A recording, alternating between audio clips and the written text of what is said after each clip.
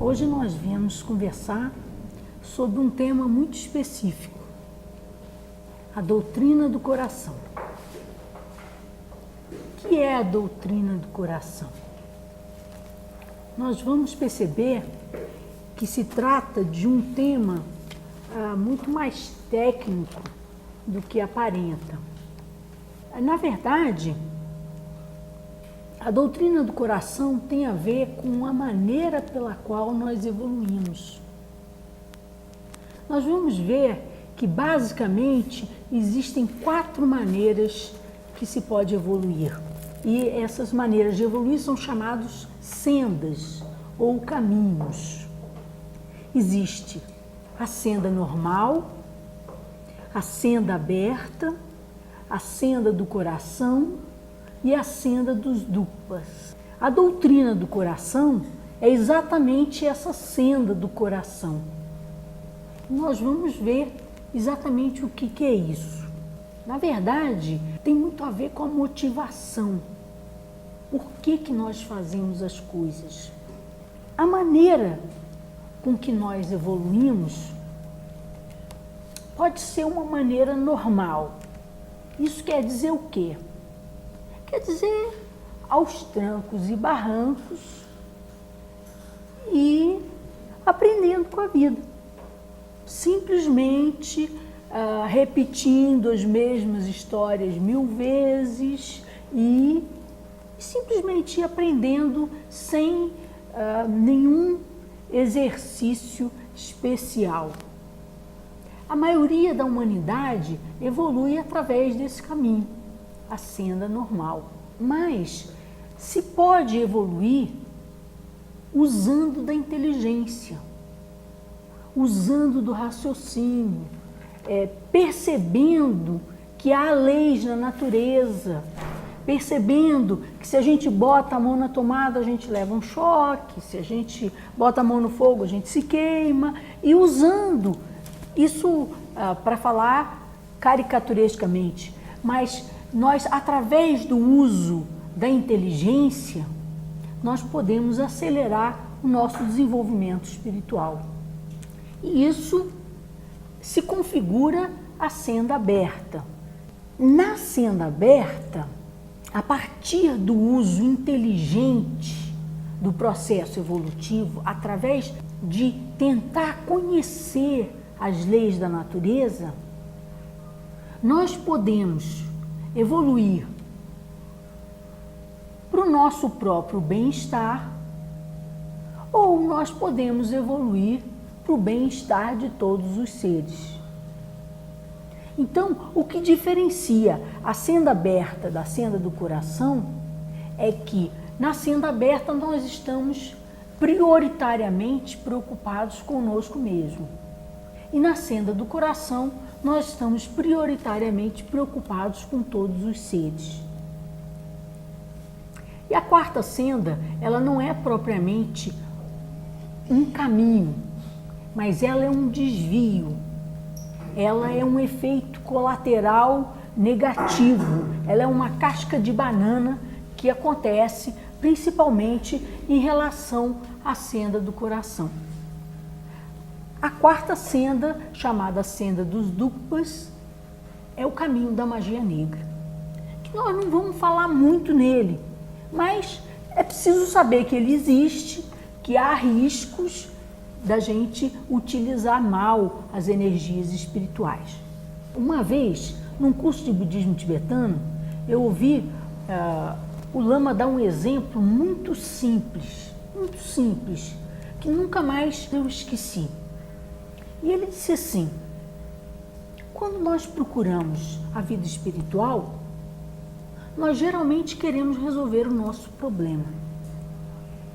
Nós estamos preocupados conosco mesmo.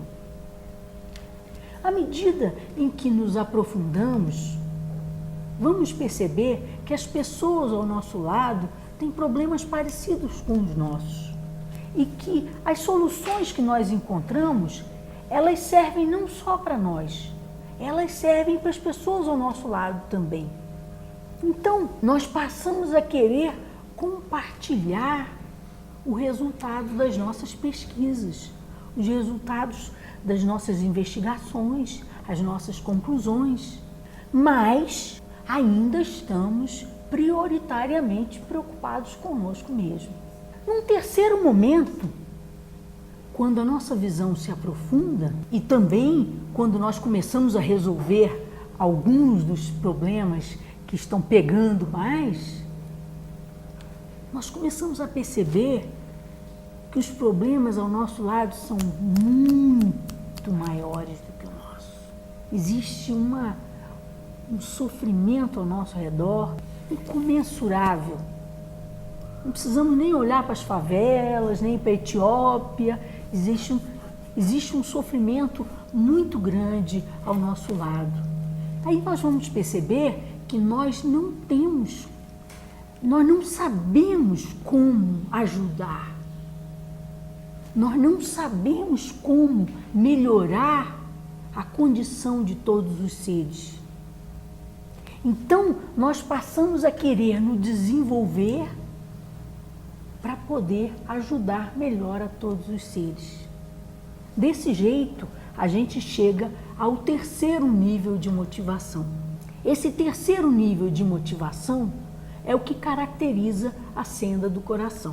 Mas nós temos que ver também que é preciso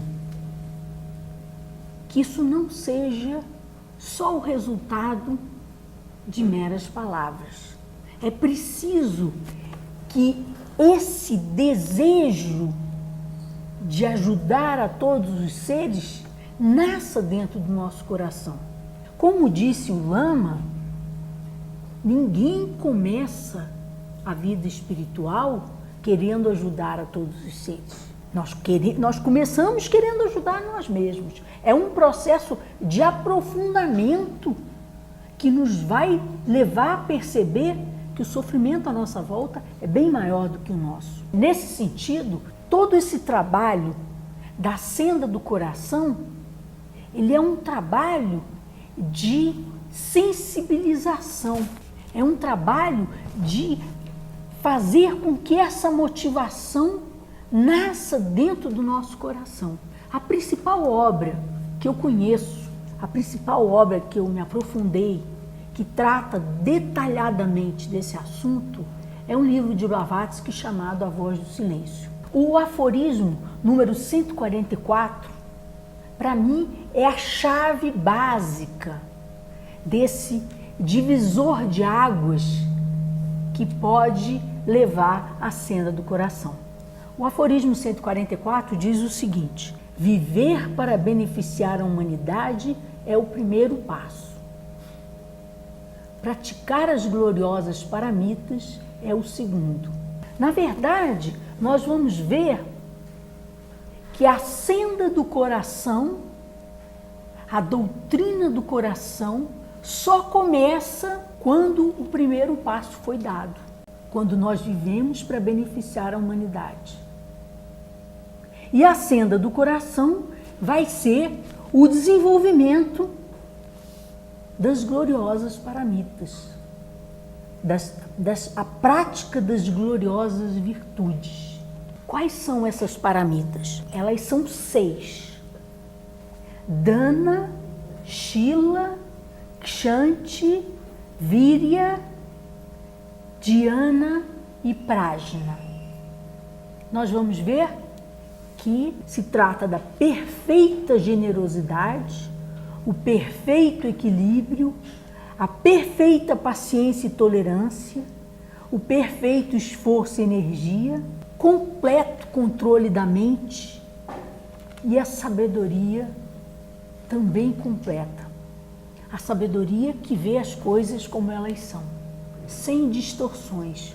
Mas, para nós chegarmos a esse ponto, há um caminho a ser trilhado. Nós não chegamos à perfeição dessas qualidades, senão através de um laborioso trabalhar da nossa pedra bruta. A Voz do Silêncio tem alguns aforismos que são chaves. Ela começa dizendo assim: Essas instruções são para aqueles que ignoram os perigos dos seeds inferiores. Basicamente, isso quer dizer, nós, como aprendizes de feiticeiros, podemos fazer muito dano. Há muitos perigos nesse caminho. Então, a voz do silêncio vem para nos esclarecer, para nos mapear a área, de forma que nós possamos, através do uso da inteligência e através da sensibilidade, evitar esses perigos. Ela diz: quem quiser ouvir a voz de nada, o som sonoro e compreendê-la, tem que aprender a natureza de Dharana. Vocês notem, não é só essa voz de nada, o som insonoro, é a própria voz do silêncio.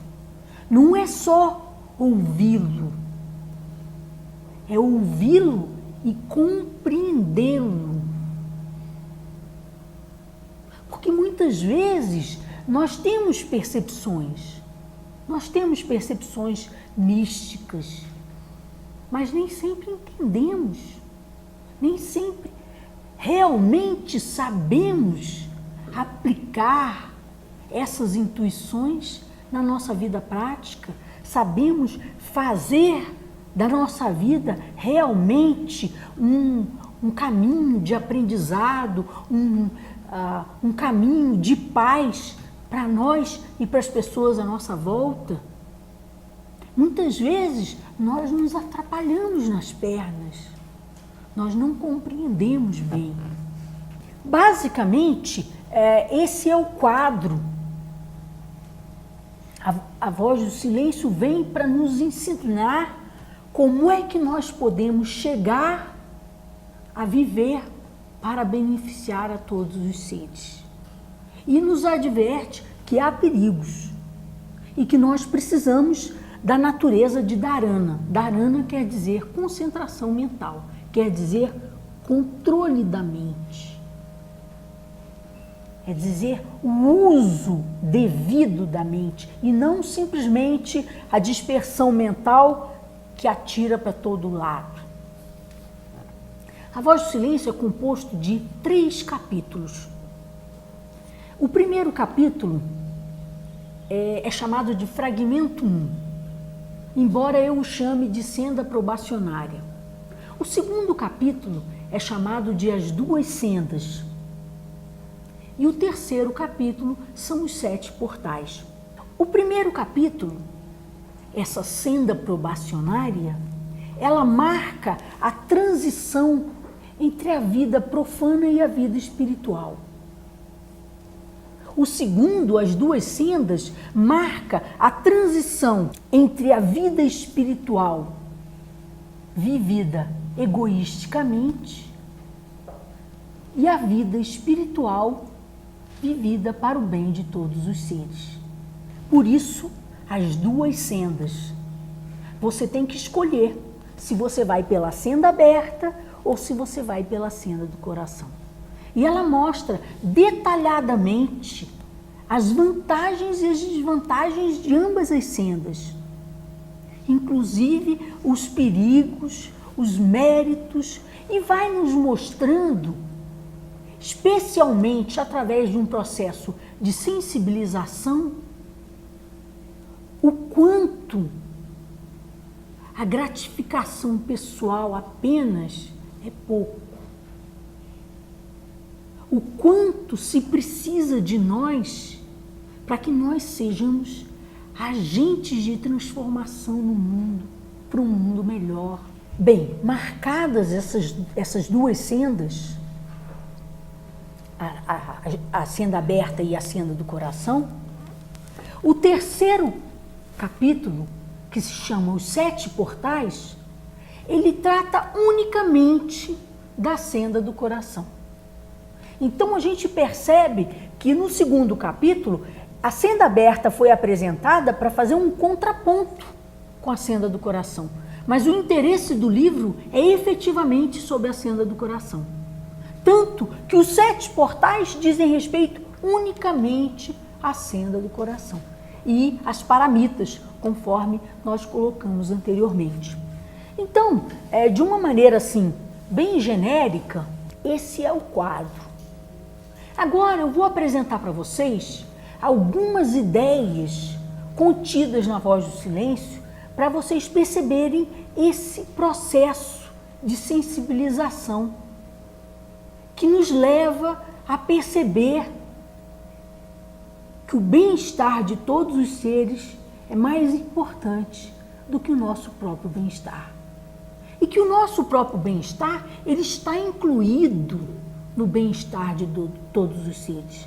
Nós não podemos ajudar aos outros sem sermos beneficiados pessoalmente com isso. No primeiro capítulo, a senda probacionária, ela nos mostra que há 3 etapas. E ela fala: 3 salas, ó cansado peregrino, conduzem ao fim das labutas. 3 salas, ó vencedor de Mara, te levarão através de 3 estados ao 4º, e daí aos 7 mundos, os mundos do repouso eterno. Nós vamos ver que essas 3 salas são chamadas de sala das tristezas, sala do aprendizado ou das provações e sala da sabedoria. Nós vamos ver que trata-se de superar algumas limitações mais grosseiras da primeira sala, algumas limitações mais sutis da segunda sala, até que nós cheguemos à terceira sala, que é a sala da sabedoria, que vai nos levar a um caminho que leva ao descanso eterno, ao eterno repouso. E ela descreve essa terra, ó discípulo, é a sala das tristezas, na qual, ao longo da senda de terríveis provações, estão colocadas armadilhas para apanhar teu ego pela ilusão chamada de grande heresia. A sala das tristezas é a sala do aprisionamento, principalmente material. A grande heresia é a crença de que nós somos separados dos demais, que nós podemos beneficiar a nós próprios prejudicando aos demais. Nós precisamos superar algumas limitações de forma a romper com essa grande heresia, com a separatividade em relação aos demais. Ela nos coloca: se queres atravessar seguro a primeira sala, não tomes os fogos da luxúria que ali ardem pela luz do sol da vida.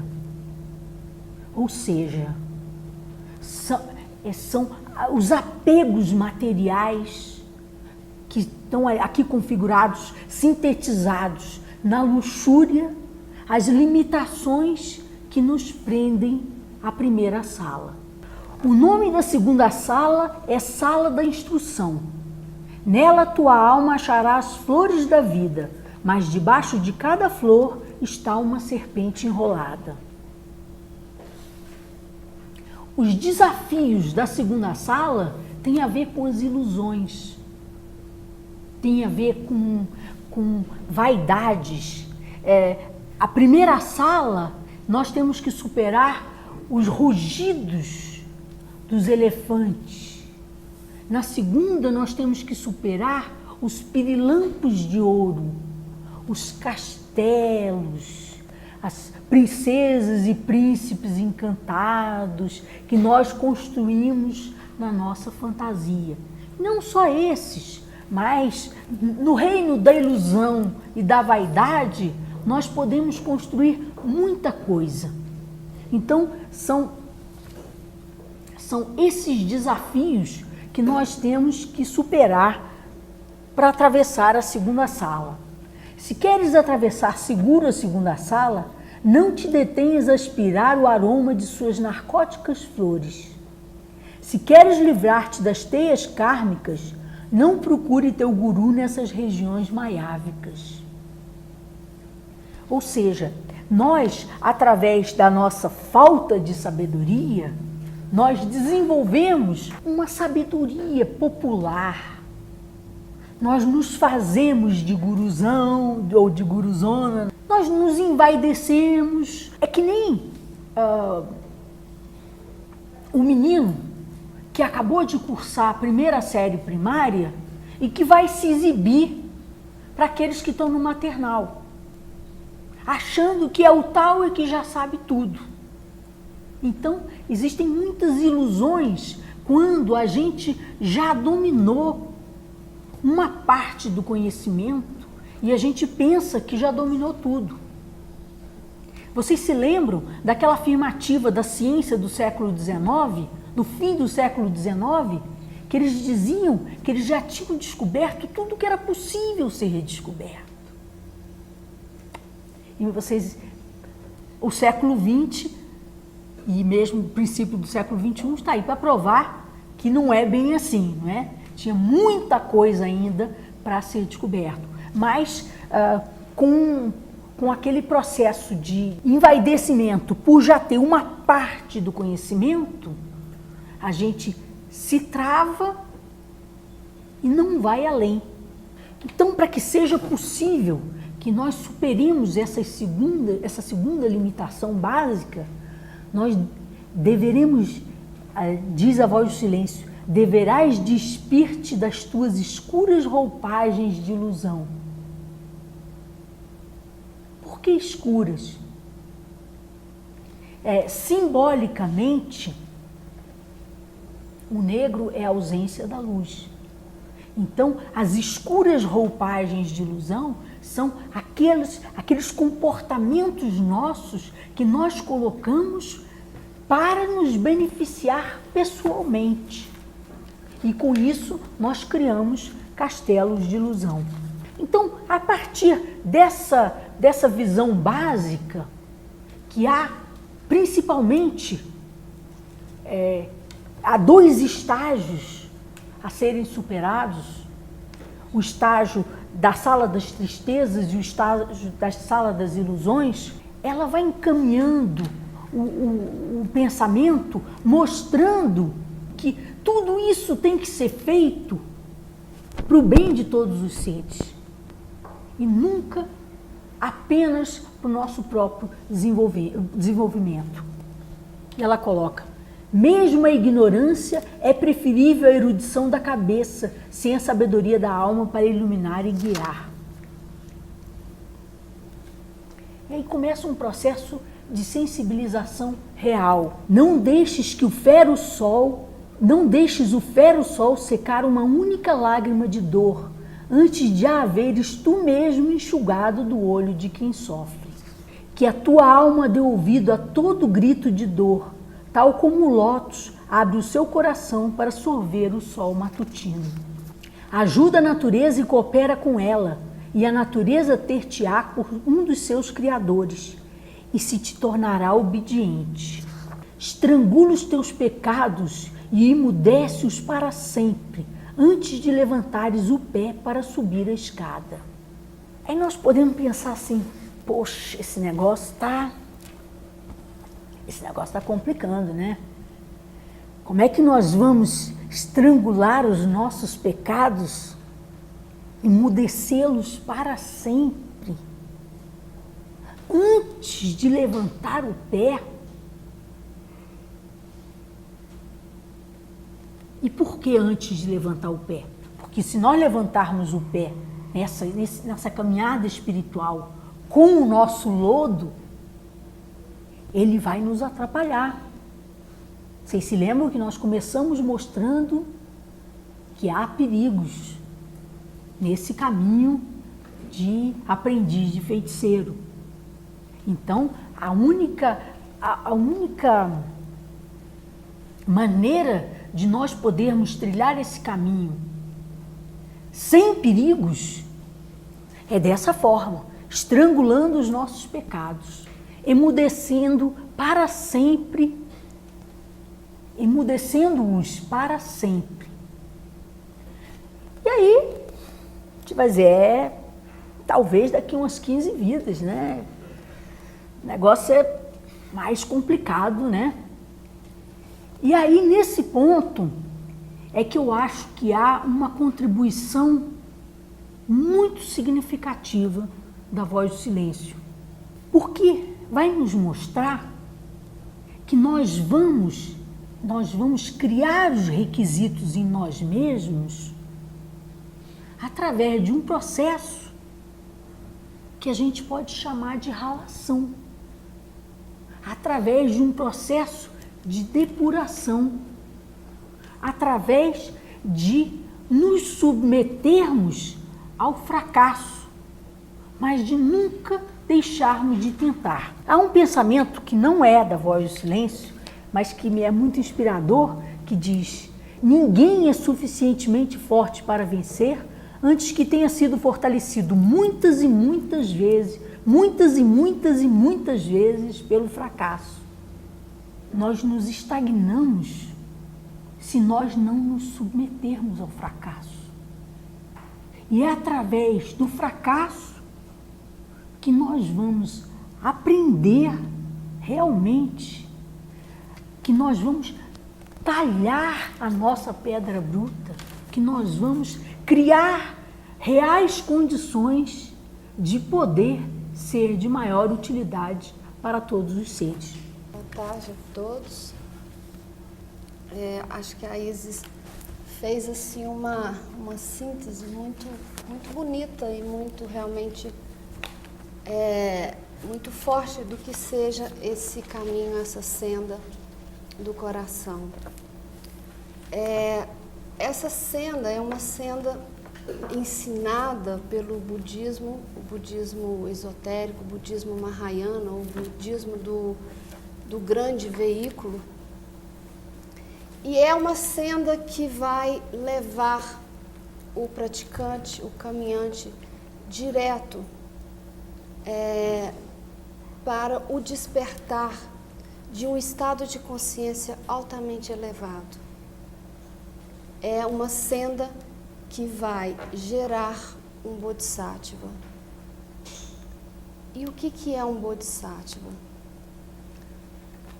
Nesse livro, Voto do Bodhisattva, o Lama Geshe Gyaltsang Gyatso, ele diz que bodhisattva é o nome dado, é um termo sânscrito e é o nome dado para qualquer pessoa que, motivada por grande compaixão, tenha gerado a bodhicitta. E o que é a bodhicitta? É o desejo espontâneo de atingir a budeidade, de atingir o estado de Buda, o estado do despertar, o estado de iluminação, para o benefício de todos os seres. Todos, dentro do budismo tibetano, todos nós possuímos dentro da nossa mente, dentro do nosso contínuo mental, as sementes de uma grande compaixão e de bodhicitta. Então, todos nós temos a possibilidade de virar um bodhisattva através de um treinamento. Então, o bodhisattva, na verdade, é um estado de consciência adquirido por todo aquele que despertou em si uma mente altruísta, que despertou em si um estado de plena luz, de total, de plenitude. Na verdade, o Bodhisattva, ele possui uma mente altamente compassiva, um coração altamente bondoso, e a sua mente, ela possui tanto amplitude, por quê? Porque ela abarca o universo. Ele consegue, com a sua mente e com sua compaixão, abraçar todo o universo. E ela possui profundidade, porque ele conhece todo o universo. Ele conhece porque ele consegue entrar em comunhão com tudo aquilo que está em contato com ele. Então, é um estado de muita vastidão, é uma consciência que adquiriu vastidão, é uma consciência que se expandiu até o limite máximo possível a um ser humano. Ela superou todas as suas limitações. Então, então a Bodhicitta, na verdade, ela é tanto a mente altruísta, que existe como uma semente dentro de cada um de nós, como também ela é a aspiração que prepara o solo para que essa semente venha a germinar. Então ela é a pedra filosofal dos alquimistas, que transforma os nossos gestos, as nossas palavras, as nossas ações, egoístas e centrados e fechados num espaço muito limitado, para um estado de expansão, para um estado completamente voltado para auxiliar a humanidade, no sentido de efetivamente levar a humanidade a se libertar dos seus próprios sofrimentos. Todo o Bodhisattva, na verdade, é aquele ser que despertou essa Bodhicitta, despertou essa mente altruísta. Ele atingiu por merecimento um estado de completo repouso, de eterno repouso, e aí ele então renuncia a isso. Para quê? Para poder voltar ao mundo e efetivamente trabalhar e efetivamente auxiliar a humanidade, até que ela tenha se libertado do seu sofrimento. Na Voz do Silêncio, no aforismo 178, diz: sabe que o Bodhisattva, que troca a libertação pela renúncia, para revestir-se das misérias da vida secreta, ou seja, para renunciar a um veículo sutil, a um corpo sutil e viver no eterno, nesse eterno descanso, nessa eterna comunhão com o absoluto. Então, esse ser, ele é chamado 3 vezes honrado.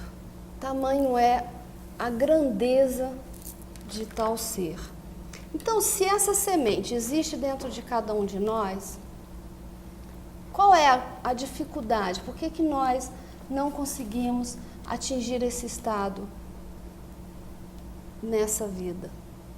Por que nós não conseguimos, então, não adquirimos esse estado de completo altruísmo, essa mente, não despertamos essa mente compassiva? Mas, na verdade, dentro do budismo tibetano, basicamente, principalmente, existem 2 obstáculos. Primeiro é a autoapreciação, ou seja, nós nos colocamos como sendo o centro do mundo. É uma atitude completamente equivocada de se colocar numa posição em que o mundo gira ao nosso redor, e aí então a mente, o que ela faz nessa posição? Ela se autolimita. Ela gera um grande sofrimento para si mesma, porque ela limita a sua autoexpressão a um espaço muito minúsculo. E a consciência, ela é, ao contrário disso, totalmente desprovida de centro. Ela é limitada, ela é espaçosa, ela é ampla. E ela vive em níveis mais sutis, toda a consciência vive em níveis mais sutis, em completa comunhão com tudo e com todos. O outro obstáculo é a ilusão de um eu, ou seja, a ilusão de que existe um eu completamente separado de tudo e de todos. É a ilusão da existência de um eu material e independente. E ao contrário disso, existe, na verdade, uma interdependência entre todas as coisas, entre tudo que existe no universo. E é, na verdade, necessário trabalharmos e desenvolvermos a nossa motivação o tempo todo.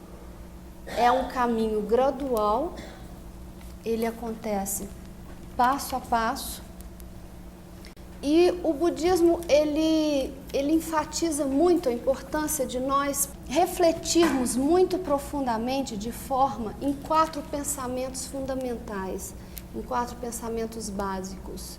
Mas não é uma questão só de compreendê-los, o importante é refletir sobre esses 4 pensamentos e internalizá-los totalmente em nós, de forma que nós possamos ser até mesmo possuídos por eles. Não deixarmos espaço para que haja dúvida sobre qualquer um deles. E esses 4 pensamentos são, primeiro, a preciosidade da nossa existência humana. Segundo, é sobre a impermanência. Terceiro, é sobre a lei do karma. E quarto, sobre a insatisfatoriedade do samsara. Então, na verdade, refletir sobre esses pensamentos já é uma forma de colocarmos a nossa mente no caminho do Dharma, porque basicamente a motivação primitiva e bastante rudimentar de todo ser humano é de buscar a felicidade para nós mesmos. E isso até mesmo os animais fazem por eles. Eles na verdade, estão procurando, a preocupação básica deles é com a sua própria alimentação e de cuidar da sua cria. Mas à medida que nós vamos buscando perceber a situação pela qual nós nos encontramos, que nós começamos a dar mais atenção na condição de vida, na nossa condição atual de vida, nós começamos então a direcionar nossa mente na direção do Dharma. E o Dharma dentro do budismo, ele representa toda medida preventiva que nós aplicamos com o objetivo de evitar problemas, com o objetivo de nos livrarmos das nossas limitações, que são causadores de todos os nossos sofrimentos. Um artigo de Alex Berzin, ele foi secretário de Dalai Lama, e esse artigo é intitulado O Coração Amante e Compassivo de um Bodhisattva. Ele diz que, esse Alex Berzin diz que a fronteira que indica que nós estamos voltando para uma prática espiritual está relacionada com o nosso interesse e a nossa preocupação com as nossas vidas futuras. E aí então nós podemos começar a refletir sobre a importância da nossa existência.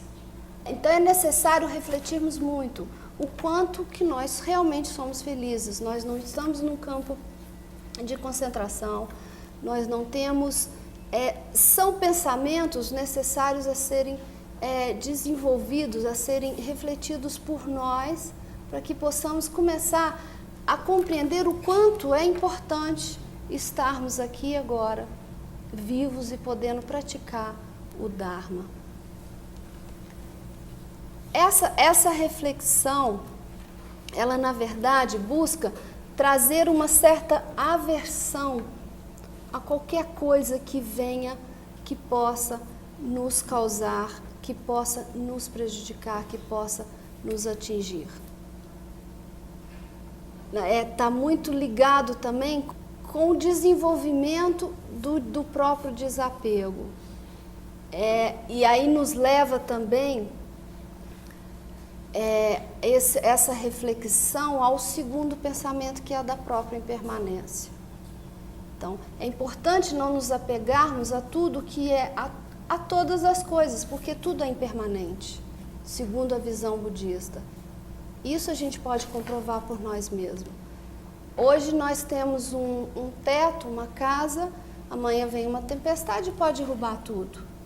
Se vivemos então em locais de terremotos, em locais que são possíveis, alguns furacões, isso pode acontecer. Então tudo na verdade é impermanente, e essa é a outra reflexão que nos leva a voltarmos, a nos engajarmos numa prática espiritual. E o outro pensamento é a lei do karma. Alex Berzing diz o seguinte, ele faz a seguinte reflexão: se eu me enfureço ou fico perturbado ou nervoso, isso certamente me traz um monte de problemas. Mas se eu puder realizar todas as minhas possibilidades, então eu serei capaz de manejar todas as situações. Então eu serei capaz de ajudar todos os seres. Então, isso é uma forma específica de pensar na lei do karma, de pensar nessa relação que existe entre causa e efeito. E também na própria dificuldade que nós temos de ajudar as pessoas. Porque nós somente poderemos ajudar qualquer pessoa a partir do momento que nós tenhamos transcendido, tenhamos ultrapassado e quebrado todas as barreiras, todas as nossas limitações. E tenhamos desenvolvido toda a potencialidade existente dentro da nossa mente.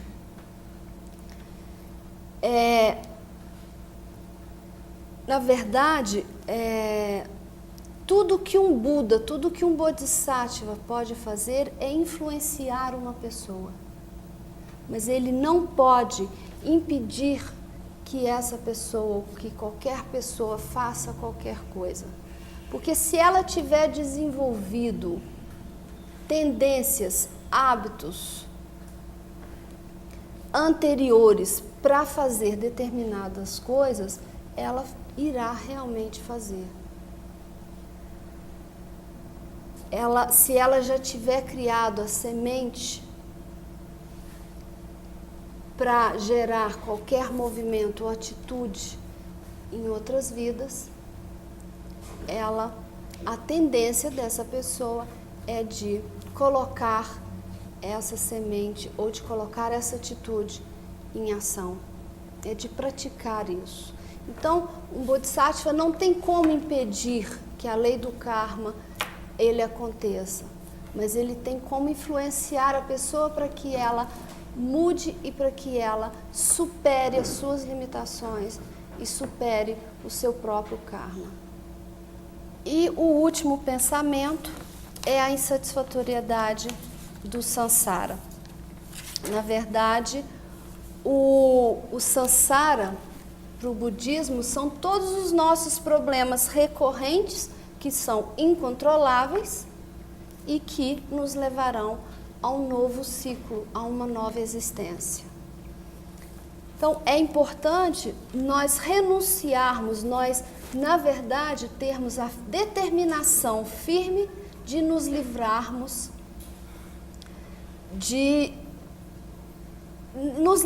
desses problemas recorrentes, dessas tendências e hábitos da nossa mente. E por isso é importante, então, o desenvolvimento da sabedoria.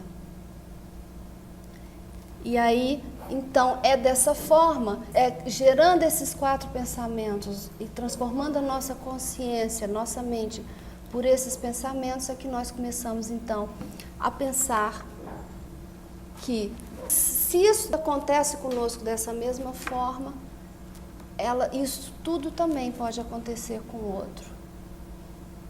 Se esse processo existe em nossas vidas, pode acontecer. Então, o gerar esses 4 pensamentos, na verdade, é um processo de sensibilização que a Isis estava falando para nos levar em direção ao outro, para expandir a nossa consciência em direção ao outro, para que o outro possa passe a ser importante e tenha força também em nossas vidas, para que nós possamos sair desse estado limitado e estreito, onde a nossa consciência vive, para um espaço, para uma amplitude, para uma vastidão muito maior.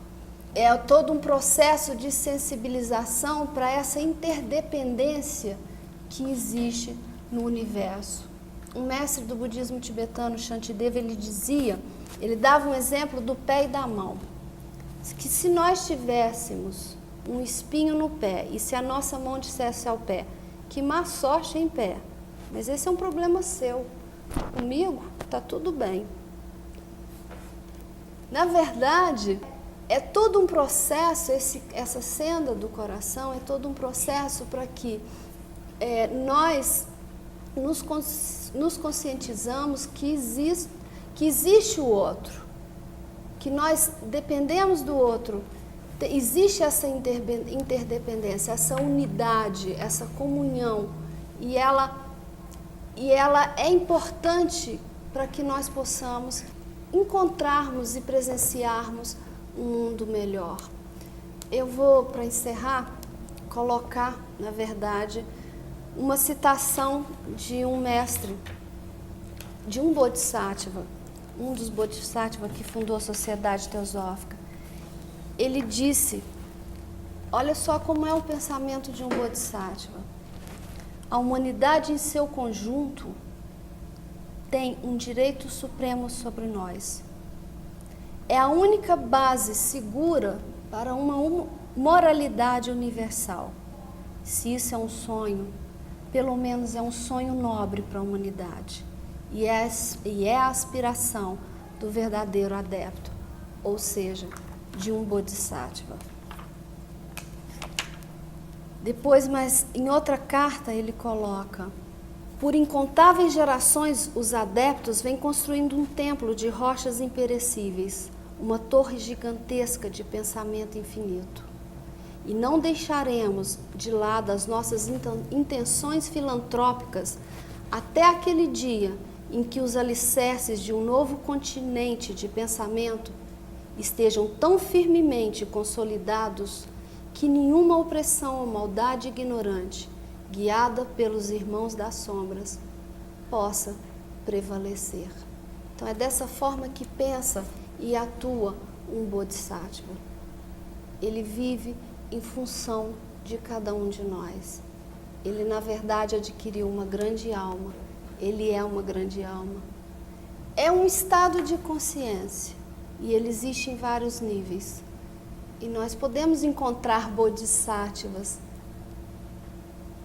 andando e atuantes dentro do mundo. É só uma questão da gente parar e prestar atenção neles.